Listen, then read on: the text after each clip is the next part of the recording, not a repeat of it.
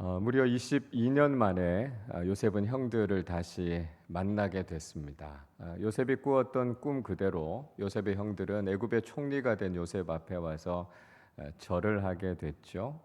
요셉은 한눈에 자신의 형들이다라고 하는 것을 알아봤지만 요셉의 형들은 애굽의 총리가 요셉이다라고 하는 것은 알 리가 없었을 겁니다. 요셉은 형들에게 의도를 가지고 그들을 정탐꾼으로 몰아가게 되죠. 요셉의 형들은 절대로 자신들은 정탐꾼이 아니라고요. 양식을 사러 온 사람들일 뿐이다. 이렇게 자기 자신을 변호했지만 요셉은 믿어주지 않았습니다. 자, 우여곡절 끝에 요셉의 형들은 양식을 얻어가지고 집으로 돌아오고 있었지만 아마 형들의 마음은 무거웠을 것이고요. 마음의 부담은 굉장히 많았을 겁니다. 왜냐하면 동생인 베냐민을 데리고 다시 애굽으로 돌아가야 했기 때문이죠. 베냐민을 데리고 애굽으로 돌아가는 것이 그렇게 걱정할 만한 일인가? 그렇게 부담이 될 만한 일인가? 우리가 그렇게 생각할 수도 있습니다. 그러나 애굽의 총리인 요셉은 요셉의 형들의 이야기를 믿어주지 않았습니다.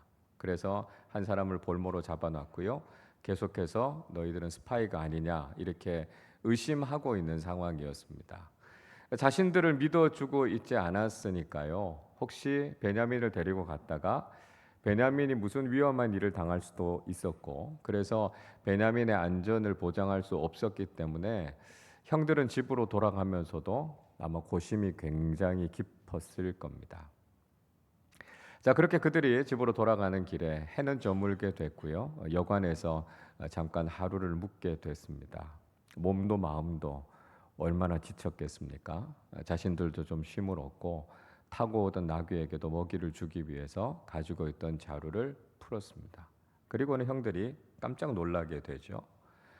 그 이유는 그들이 가지고 있었던 자루 안에 양식을 사기 위해서 가지고 갔던 그 돈, 양식을 사고 총리에게 지불했던 그 돈이 그대로 그들의 자루에 들어있다는 걸 발견하게 됐기 때문이죠. 28절 말씀을 보십시오. 그가 그 형제에게 말하되 내 돈을 도로 넣었도다. 보라 자루 속에 있도다. 이에 그들이 혼이 나서 떨며 서로 돌아보며 말하되 하나님이 어찌하여 이런 일을 우리에게 행하셨는가. 이렇게 이야기하고 있습니다. 그러니까 요셉의 형들 가운데 한 사람이 자루를 열어보니까 그 안에 돈이 그대로 들어있더라는 거예요. 그걸 보고는 마치 정신 나간 사람처럼 부들부들 떨고 있었다는 거예요. 그리고 아니 왜 하나님이 우리에게 이런 일을 하셨지? 이렇게 이야기하고 있었다는 것입니다. 자, 우리는요 요셉의 형들이 하는 이야기를 들으면서 잘못된 삶을 살아가는 사람들에게서 나타나는 두 가지의 삶의 태도를 발견하게 됩니다. 자, 하나는요 이거예요. 잘못된 삶을 사는 사람들은 두려움에 빠져서 산다라고 하는 것이죠. 그러니까 자신들의 돈자루 가지고 있던 자루를 열어보니까 그 속에 돈이 그대로 들어있는 걸 보면서 그들은 두려움에 떨게 됩니다. 근데 사실상 이건 두려워할 일이 아니었어요. 그죠? 그들은 양식을 사고 그 양식에 대한 정당한 대가를 이미 지불했습니다. 그 돈을 도로 넣은 건 요셉이었단 말이죠. 그러니까 그들이 사기를 친 것도 아니었고요. 양식을 훔쳐온 것도 아니었습니다. 그 양식을 사기 위해서 그들은 돈을 가지고 갔고 분명히 돈을 지불했어요. 자신들이 돈을 훔쳐갖고 온 것도 아니었고 양식을 몰래 가지고 온 것도 아니었습니다. 그럼에도 불구하고 혹시 이 일 때문에 자신들이 양식을 훔쳐간 도둑으로 오인을 받을까봐 그것 때문에 걱정하고 염려하고 두려움 가운데 빠져 있었던 걸 볼 수 있습니다. 이걸 통해 알 수 있는 게 뭐죠? 잘못된 인생을 살아가는 사람들은요, 자기 인생에 대해서 떳떳하지 않다는 거예요. 자기가 무엇을 해도 늘 두려움에 사로잡혀서 살아간다라고 하는 거죠. 이게 죄짓고 살아가는 사람들의 특징 아닙니까?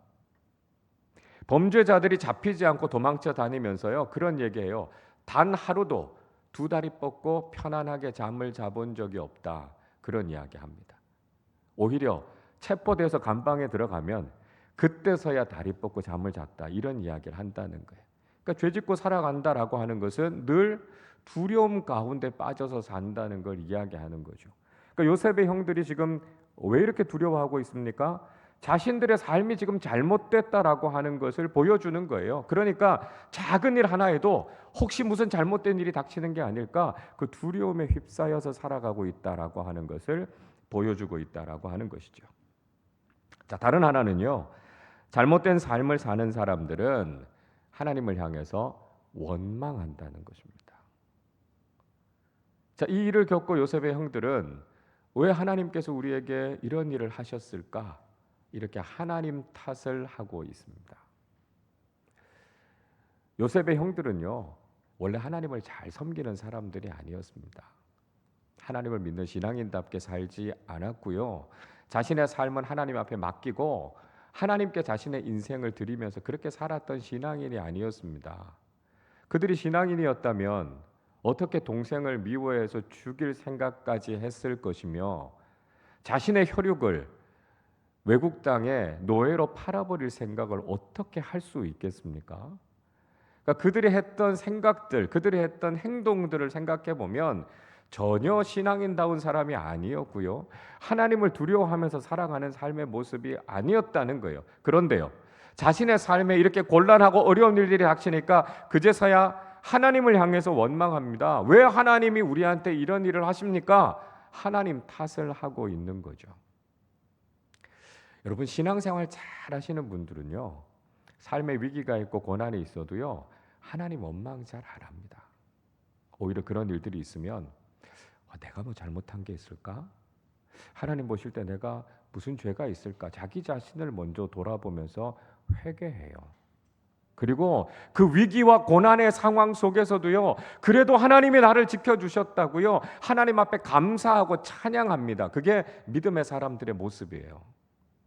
근데 신앙생활 제대로 안 하시는 분들은요, 꼭 어려움 당하면 하나님이 왜 나한테 이렇게 하셨냐고요, 하나님을 원망해요.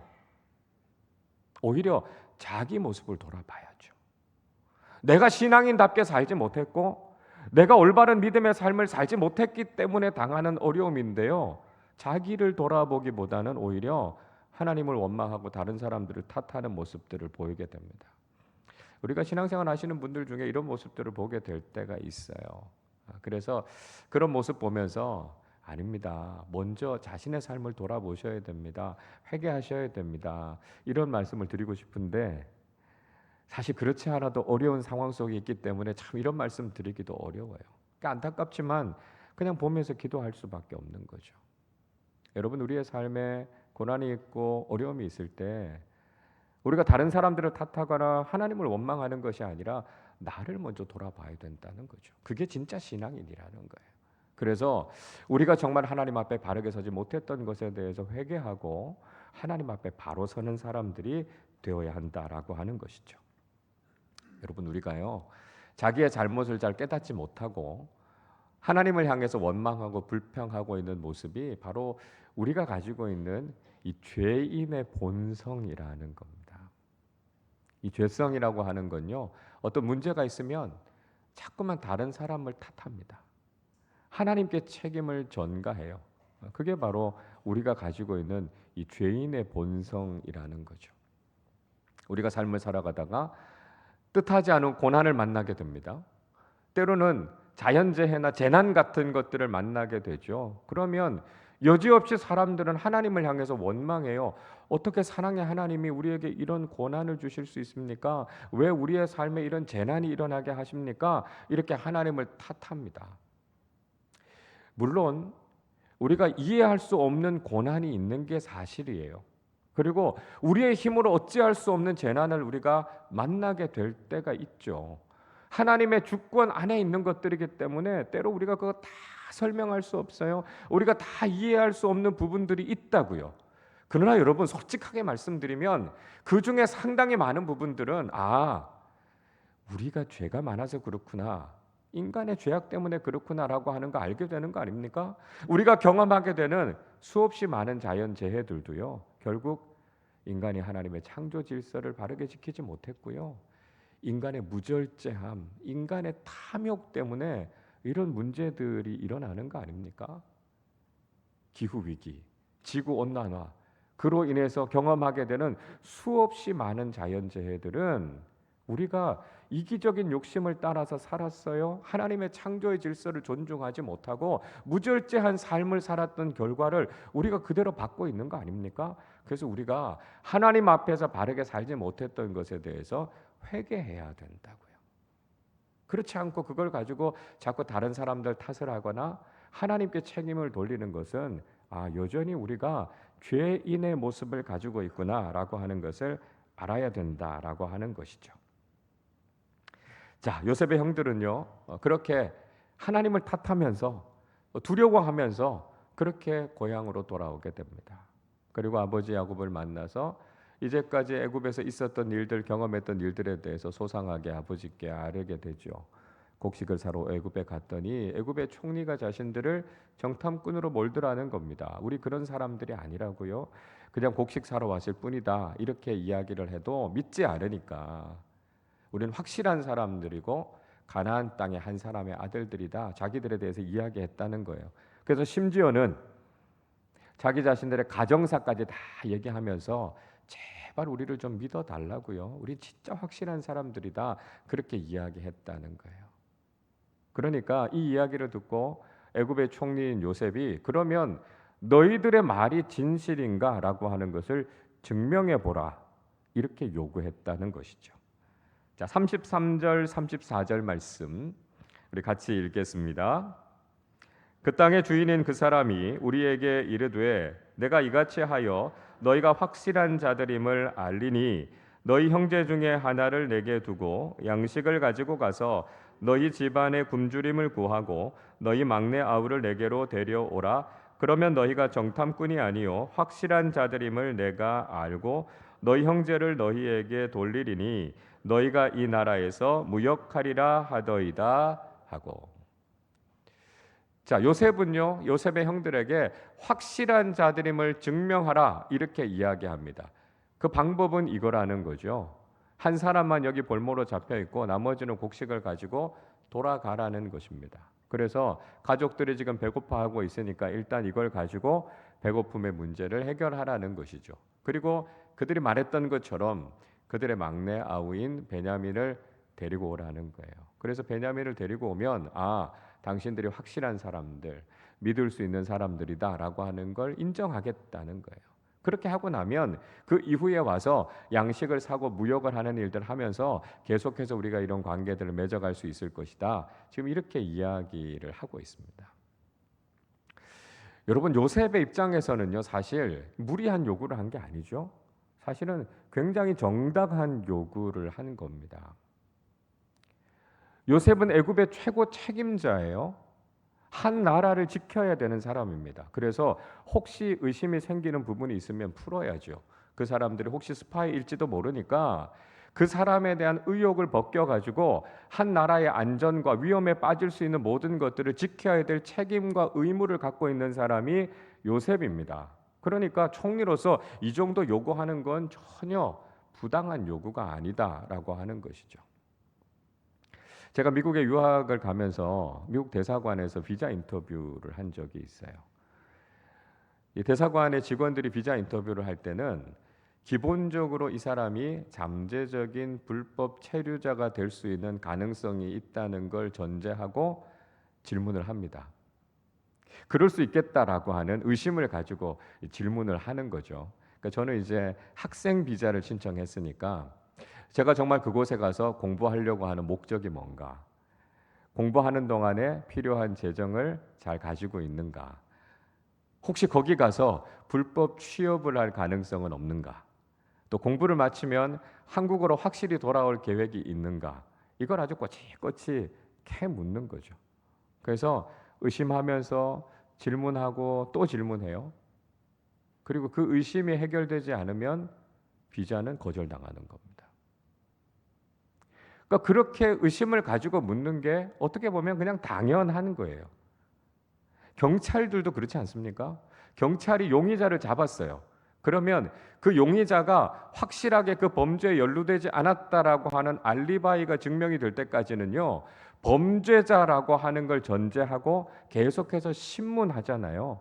그 의혹이 사라질 때까지 묻는 겁니다. 그러니까 요셉이 지금 애굽의 총리로서 이 사람들에 대해서 확실하게 신뢰가 될 때까지 그것에 대해서 묻고 어떤 것들을 요구하는 건 사실 굉장히 정당한 일이다라고 하는 걸 알 수 있어요. 요셉이 지금 형들에게 무슨 부당한 행동을 한 것도 아니지 않습니까? 요셉은 애굽의 총리예요. 대단한 권한을 갖고 있는 사람이에요. 그래서 타국에서 온 사람들에 대해서 함부로 무시하거나 무자비하게 대할 수도 있는 그 정도의 힘을 갖고 있었습니다. 그러나 요셉은 그렇게 하지 않았잖아요. 오히려 곡식을 주었죠. 돈도 도로 돌려주었습니다. 한 사람을 볼모로 잡아놓기는 했지만 양식을 주고 집으로 돌려보내서 가족들의 배고픔을 해결하게 했고요. 그냥 베냐민만 데리고 오면 된다고요. 그러면 당신들 말을 다 믿어주겠다고요. 그렇게 이야기하고 있는 거예요. 그러니까 오히려 지금 요셉은 요셉의 가족들, 그 형들에게 자비를 베풀어 주었던 것 아닙니까?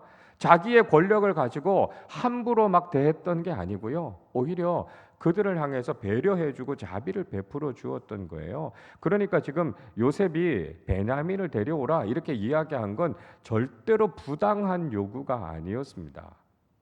요셉의 형들이 지레 겁을 먹어서 혹시 자신들에게 무슨 잘못된 일이 미치지 않을까라고 그들이 걱정하고 있었기 때문에 요셉의 이 조치를 쉽게 받아들이지 못했다라고 하는 것을 우리가 볼 수 있는 것이죠.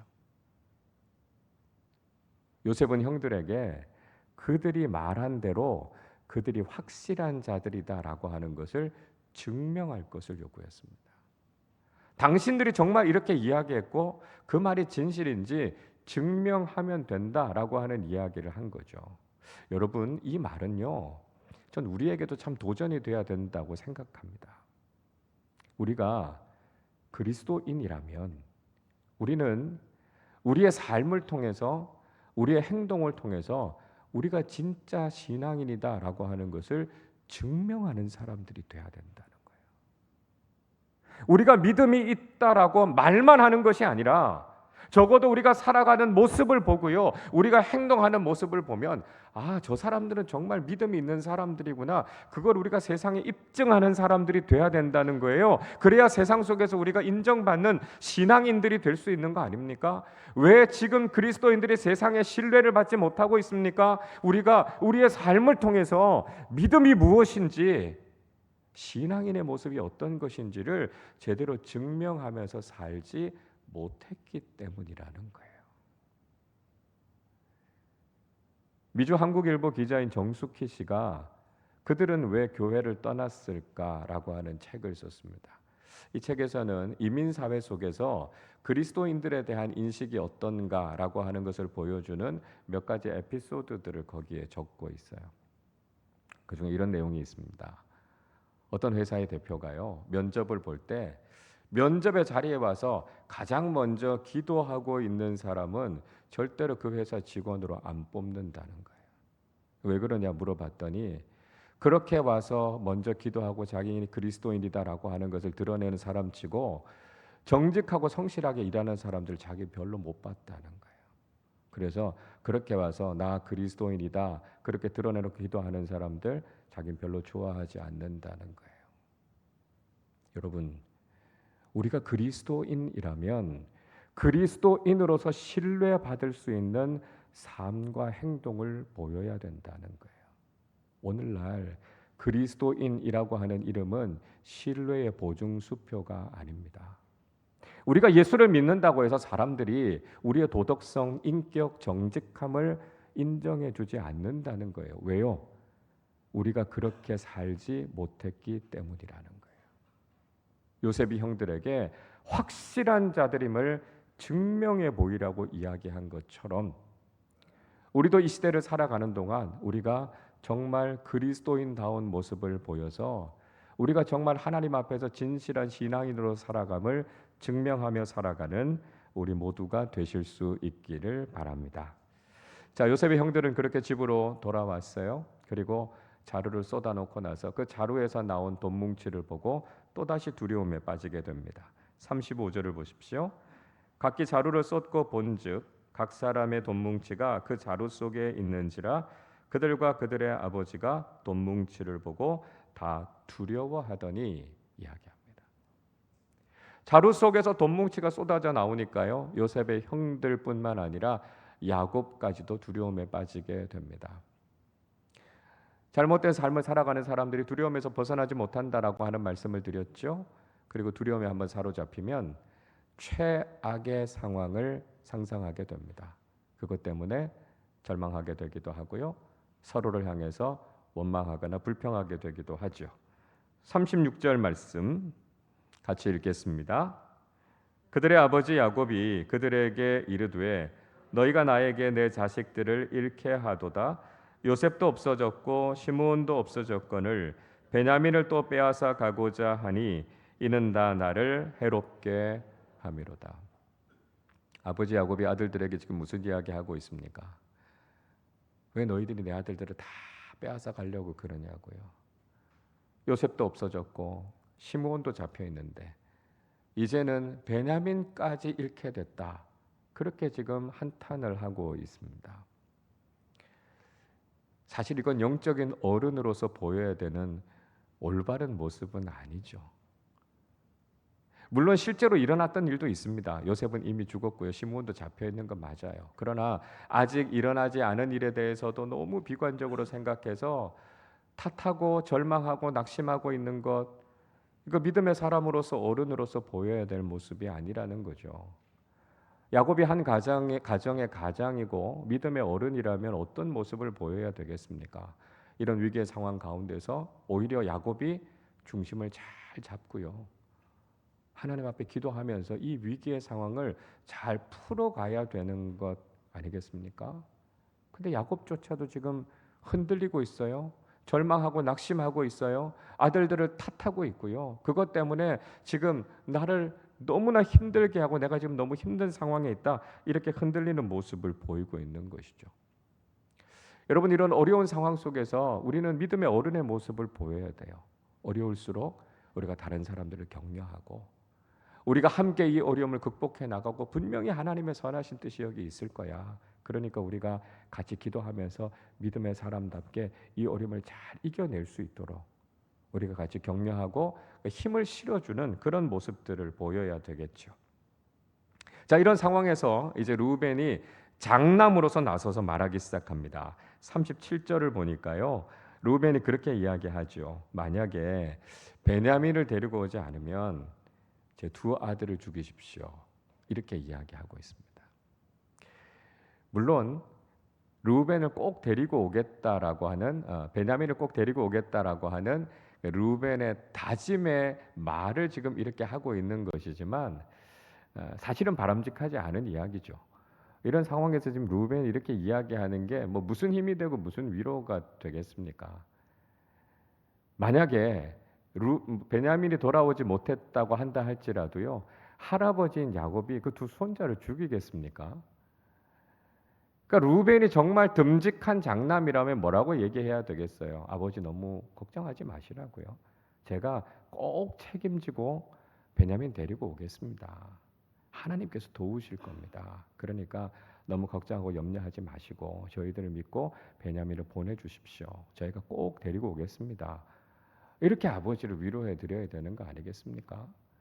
베냐민 데리고 오지 못하면 자기 두 아들을 죽이라니요. 여러분, 이렇게 미련하고 어리석은 이야기가 어디 있습니까? 그러니까 지금 야곱의 가족들 중에 누구 하나 참 확실한 자들의 모습을 보여주고 있는 사람이 없다. 그런 안타까움이 있죠. 자, 급기야 야곱은 마지막까지 고집을 부립니다. 38절 말씀 같이 읽겠습니다. 야곱이 이르되 내 아들은 너희와 함께 내려가지 못하리니 그의 형은 죽고 그만 남았음이라. 만일 너희가 가는 길에서 재난이 그에게 미치면 너희가 내 흰머리를 슬퍼하며 수올로 내려가게 함이 되리라. 자, 야곱은요 절대로 베냐민 데려갈 수 없다. 이렇게 계속해서 고집을 부리고 있습니다. 르우벤이 그렇게까지 이야기를 해도 아들들을 믿지 못하겠다는 거죠. 보내지 않겠다. 이렇게 이야기를 합니다. 근데 지금 야곱이 하고 있는 이야기들을 이렇게 가만히 잘 살펴보면 야곱이 아들들을 서로 좀 편애하고 있는 모습이 있다는 걸 발견하게 돼요. 야곱이 아들들과요, 너희들을 구분해서 이야기하고 있습니다. 아들은 누굽니까? 베냐민이에요. 너희들은요, 다른 아들들을 이야기하고 있는 거예요. 그러니까 지금 야곱의 말을 잘 살펴보면 야곱이 진짜 사랑하는 아들은 베냐민 하나밖에 없는 거예요. 원래는 하나 더 있었잖아요. 요셉이 있었죠. 사랑하는 아들 요셉이 있었는데 요셉이 죽었단 말이죠. 그러니까 이제는 사랑하는 아들 하나만 남았다고 이야기하잖아요. 베냐민 하나밖에 없다고요. 그 아들까지 죽으면 안 된다고요. 그러니까 지금 야곱은요, 베냐민과 다른 아들들을 차별하고 있는 거예요. 그러니까 이 이야기를 듣고 있는 야곱의 다른 아들들 마음이 어떻겠습니까? 그렇지 않아도 지금 심란한 상황인데 아버지 이야기를 들어보면 그냥 베냐민만 아들이에요. 그 아들만 감싸고 있는 거예요. 그리고 자신들은 사실 별로 아들 취급도 하고 있지 않은 아버지의 속내를 그냥 그대로 다 보고 있는 거죠. 이거 얼마나 상처가 됐겠어요. 그 이전에도 요셉이 그런 일을 당했던 그 배후에도 사실은 야곱이 했던 편애가 있지 않았습니까? 이런 것들이 지금 계속해서 반복되어져 오고 있는 모습들을 볼 수 있습니다. 그러니까 야곱도 성숙한 아버지로서의 모습을 자식들에게 보여주지 못하는 거죠. 겉으로라도 정말 자식들을 염려하고 걱정하는 그런 모습을 보여야 될 텐데 야곱은 그런 모습조차도 보이지 못했던 거죠. 그래서 내게 남은 아들 하나 베냐민 있는데 이 베냐민이 혹시 재난을 당해서 죽게 되면 난 더 이상 못 산다는 거예요. 나 이렇게 그냥 수월로 내려가겠다. 너희들 나 왜 이렇게 괴롭히냐? 이렇게 아들들을 원망하고 있는 모습입니다. 그러니까 야곱의 가족들 그 누구 하나도 정말 신앙인다운 모습으로 정말 확실한 자답게 살아가고 있는 모습들을 볼 수 없다라고 하는 걸 우리가 오늘 본문에서 발견하게 되는 것이죠. 여러분 우리가 오늘 본문의 내용을 보면서 야곱과 그 아들들의 잘못에 대해서 우리가 쉽게 지적할 수 있을 겁니다. 그들은 정말 확실한 자, 독실한 자, 정말 청렴하고 진실한 신앙인으로 살지 못했다. 우리가 그들에 대해서 그렇게 평가할 수 있을 겁니다. 그렇다면 여러분, 우리는 정말 하나님 앞에서 확실한 신앙인의 모습으로 살아가고 있습니까? 오늘 야곱의 가족들이 보여주고 있는 모습과는 다르게 우리는 정말 신앙인다운 모습, 그리스도인다운 모습으로 우리가 삶을 살아가고 있는가? 우리 자신의 모습을 돌아보아야 하겠죠.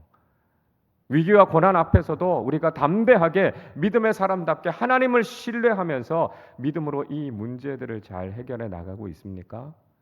그렇지 않다면 야곱의 가족들처럼 우리도 역시 위기 앞에서 두려워하고 있고 다른 사람들을 탓하고 있고 하나님을 원망하고 있는 것이 혹시 우리의 모습은 아닙니까? 우리가 어려움 속에서 공동체의 사람들을 격려하기보다는 내가 먼저 낙심하고 내가 먼저 실망하고 내가 먼저 위기 앞에서 무너져 버리는 나약한 모습을 우리는 보이고 있는 것이 아닙니까? 요셉이 형들에게 요구했던 것처럼 우리도요 역시 확실한 자로 그리스도인다운 모습으로 우리가 이 세상을 살아서 정말 신앙인의 삶은 다르다라고 하는 것을 증명하는 사람들이 되어야 하지 않겠습니까?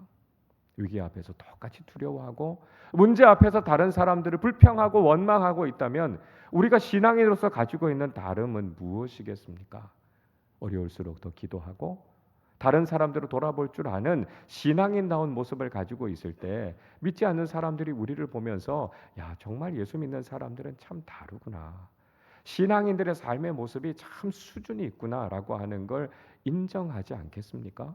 그리고 그런 모습들을 보면서 많은 사람들이 믿음의 삶으로 돌아오지 않겠습니까?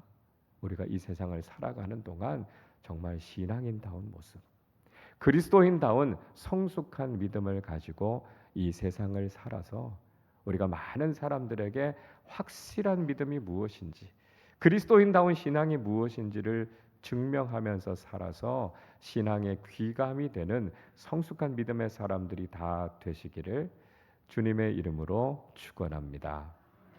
우리 시간에 함께 찬양하고 기도하겠습니다.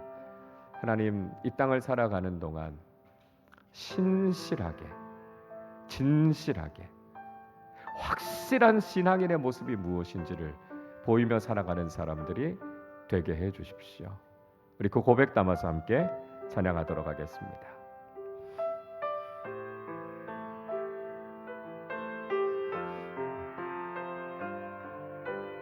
신실하게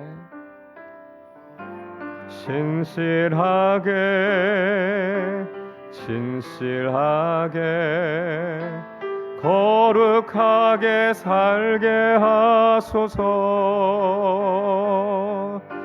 진실하게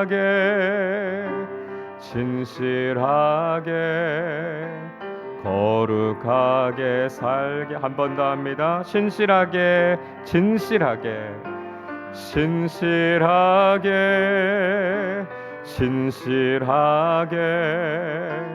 거룩하게 살게 하소서. 진실하게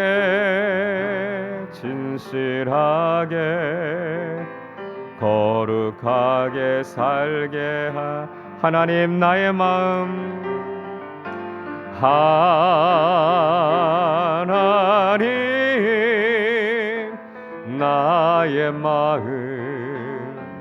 만져주소서. 하나님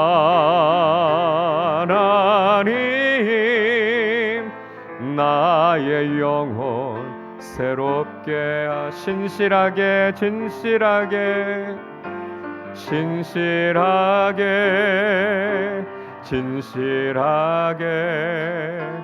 거룩하게 살게 하소서.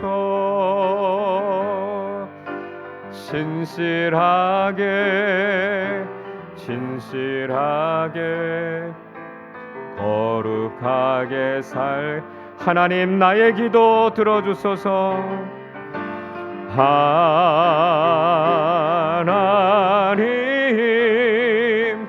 나의 기도 들어주소서. 하나님 주의 길로 인도. 하나님 나의 마음 만져주소서. 하나님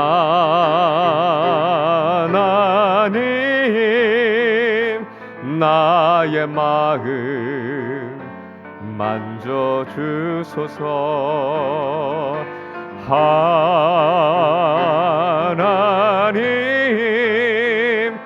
나의 영혼새. 하나님 나의 기도 들어주소서.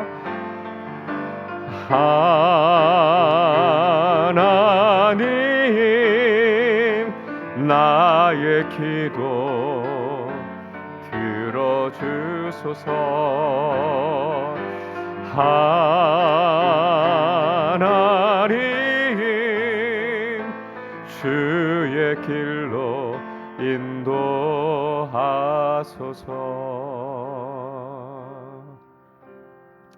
우리 함께 기도하겠습니다. 요셉은 형들에게 요구했어요. 확실한 자들임을 증명하라고요. 정말 믿음이 있는 사람인지, 정말 정직한 사람들인지, 하나님 앞에 바르게 서 있는 사람들인지 자신들이 하고 있는 말을 삶으로 증명하라고 요구했습니다. 여러분, 우리에게도 그 요구가 있어요. 우리가 그리스도인이라면 우린 그리스도인답게 살아야 합니다. 우리의 행동으로, 우리의 삶으로 그리스도인임을 입증하는 사람들이 되게 하셔서 세상 속에서 하나님의 영광을 드러내는 참된 신앙인들 되게 하시고, 세상 속에서 정말 그리스도인들은 다르게 살아가는 사람들이구나 인정받는 사람들이 되게 하셔서 우리를 통해 많은 사람들이 하나님께로 믿음으로 돌아오게 하여 주셔서 우리가 믿음의 능력을 드러내고 거룩하고 신실하게 살아가는 하나님의 자녀들로 살게 하여 주시옵소서. 우리 말씀을 생각하며 함께 합심으로 기도하겠습니다. 하나님 아버지, 감사합니다. 오늘 이 말씀이 우리에게 도전이 되게 하여 주시옵소서.